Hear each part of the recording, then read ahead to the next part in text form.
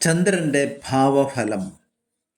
ലഗ്നത്തിൽ ചന്ദ്രൻ നിന്നാൽ സംസാരിക്കുവാൻ കഴിവില്ലാത്തവനോ, ഭ്രാന്തനോ, അറിവില്ലാത്തവനോ, അന്ധനോ, ഉചിതമല്ലാത്തതു ചെയ്യുന്നവനോ, ചെവി കേൾക്കാത്തവനോ, ദാസനോ ആയി ഭവിക്കും.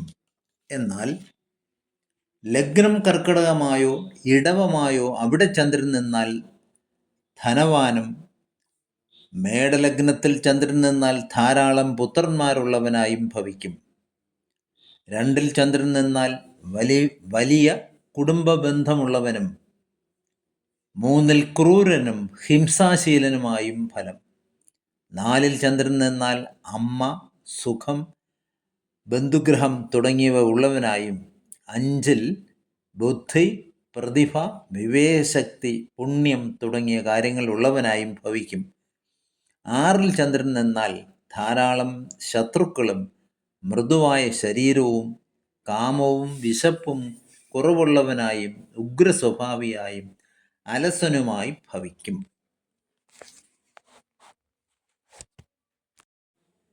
7-ാം ഭാവത്തിൽ ചന്ദ്രൻ നിന്നാൽ ക്ഷമയില്ലാത്തവനും വലിയ ഗർവുള്ളവനായും, 8-ൽ ചന്ദ്രൻ നിന്നാൽ വളരെ ബുദ്ധിമാനും രോഗപീഡിതനായും ഭവിക്കും.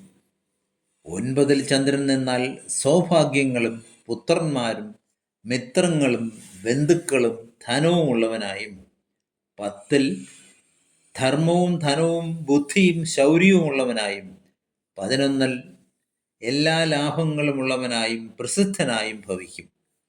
12-ലാകട്ടെ ചന്ദ്രൻ നിന്നാൽ പ്രത്യുപകാരം ചെയ്യാത്തവനും ദ്രോഹിയും വികലാംഗനുമായിരിക്കും.